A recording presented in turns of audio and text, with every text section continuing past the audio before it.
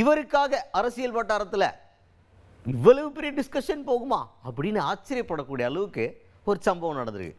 ஒருத்தர் ஒரு சின்ன விஷயம் பண்ணுறாரு, அது பல பேர் தரப்பில் பேசி பொருளாக மாறி இருக்கு. குறிப்பாக ஒருத்தர் பேசியிருக்காரு. யாரை பற்றி யார் பேசினது, என்ன பேசியிருக்காரு பார்த்துருவோம் வாங்க. தமிழ்நாடு பாஜக தலைவர் நயினார் நாகேந்திரன் அவர் தான். இப்போ ஓபிஎஸ் அவர்கள் என்டிஏ கூட்டணியிலேருந்து நான் போகிறேன்டாடு, எங்களுக்கு கௌரவம் ரொம்ப முக்கியம்பா, கூட்டணியெல்லாம் இருக்கட்டும், அதில் கௌரவம்னு ஒன்று வேணும்ல, அதனால் நான் கோச்சிட்டு போகிறேன்பா அப்படின்ற மாதிரி வெளில போகிறேன்னு எக்ஸிட்டை கொடுத்துட்டார். அதை நயினார் நாகேந்திரன் அவர்கள்ட்ட என்ன ஒரு கூட்டணியிலேருந்து போயிட்டாரு ஐயோ அப்படின்ற லெவலுக்கு நம்ம ஆளுங்க பதறிட்டாங்க, செய்தியாளர்கள் எல்லாம்.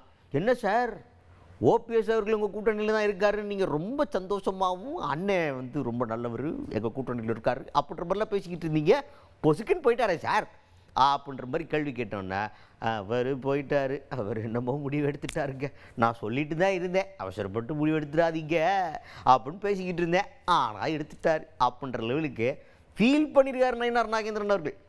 இப்போ பொதுவாக ஓ பன்னீர்செல்வம் அவர்கள் ஒரு கூட்டணியிலிருந்து போகிறாருன்னா அது ஒரு மேட்டராகவே பார்க்கப்படாதுன்னு அரசியல் வட்டாரத்தில் ஒரு எதிர்பார்ப்பு இருந்துச்சு.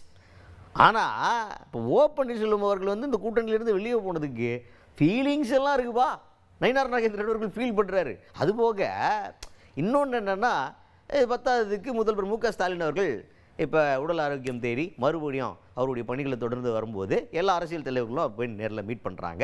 எல்லாம் நல்லா இருக்கீங்களா, ஓகே, இல்லை ஒன்றும் பிரச்சனை இல்லைல்ல அப்படின்ற மாதிரி விசாரிக்க போனதாக தான் மீட்டிங்கில் போன எல்லாரும் சொல்லியிருக்கிறாங்கன்னு வச்சுக்கோங்க.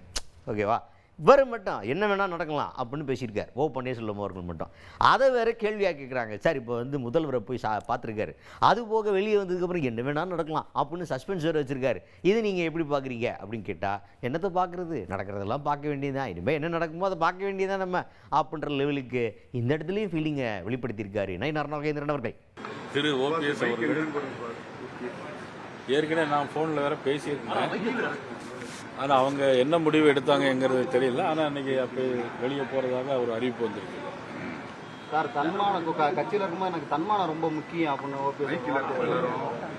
இல்லையா, சட்டமன்றத்தில் சந்திக்கும் போதும் சரி, நான் ஏற்கனவே ஃபோன்லேயே நான் அவங்கள்ட்ட பேசிட்டு தான் இருக்கிறேன். அவங்களுடைய சொந்த பிரச்சனை அல்லது வேற எதுவும் பிரச்சனையாங்கிறது எனக்கு தெரியல. இல்லை, தொடர்ந்து மோடி அவர்கள் 2 முறை சந்திக்க நேரம் ஒதுக்கி தரலை அப்படின்ற ஒரு வருத்தத்தில் தான் ஓபிஎஸ் அணிமாறும். இல்லை, அதை பற்றி எனக்கு தெரியாது. நான் என்கிட்ட சொல்லியிருந்தேன், நாங்கள் வாங்கி கொடுத்துருப்போம்னு நான் ஏற்கனவே சொல்லியிருந்தேன். இபிஎஸோட அழுத்தத்தினால தான் ஓபிஎஸ் புறக்கணிக்கப்படாது அப்படின்னு. இல்லை, அப்படி ஒன்றும் கருத்து. அறிக்கை வெளியிட்ட பிறகு திரும்ப அவரை தொடர்பு கொண்டு எதுவும் இணைக்கிறதுக்கான பேச்சுவார்த்தை எதுவும் நடக்குதா சார் பாஜக? இல்லை, அறிக்கை வெளியிடுறதுக்கு முன்னாடி நான் பேசியிருந்தேன், ஏற்கனவே நான் ஃபோனில் பேசியிருந்தேன். ஓகே சார், பேசியிருந்து எதுவும் முடிவு எடுக்க வேண்டாங்கிறத நான் கேட்டுக்கிட்டேன். திரு டிடிவி தினகரன் அவர்களிடம் நான் பேசியிருக்கிறேன். இல்லை, அவங்க எதுக்காக சந்திச்சாங்கன்னு எனக்கு தெரியல. அவங்க எதுவும் அறிக்கை வெளியிட்டிருக்காங்களா, ஏதாவது சந்திச்சிருக்காங்க? அவர் எதுவும் நடக்கலாம்னு மட்டும் சொல்றாரு. வெளியே சுயமரியாதை, என்னுடைய சுயமரியாதை. இல்லை, அவர் வேற எதுக்கும் சந்திச்சிருக்கலாம் இல்லையா, வேற தொகுதி பிரச்சனைக்காகவும் சந்திச்சிருக்கலாம், அல்லது சொந்த பிரச்சனைக்காகவும் சந்திச்சிருக்கலாம். அது அவர் வெளியிட்ட பிறகுதான் அந்த கருத்து சொல்ல முடியும். வெளியேறி போனதுக்கு அப்புறம் அவரை மீட் பண்றது இல்ல, இப்ப முதலமைச்சர் நான் கூட சந்திக்கலாம், என்னுடைய பிரச்சனைகளுக்காக சந்திக்கலாம். அது கட்சி வேறு, சந்திப்பு என்பது வேறு. அறிவிப்பு அதாவது என்ன, அறிவிப்பு வெளியிட்டிருக்காரு, சேர்ந்திருக்காரா இல்லையாங்கிறதெல்லாம் பற்றி அவங்க கருத்து சொன்னாதான் நம்முடைய அதை கருத்து சொல்ல முடியும் இல்லையா.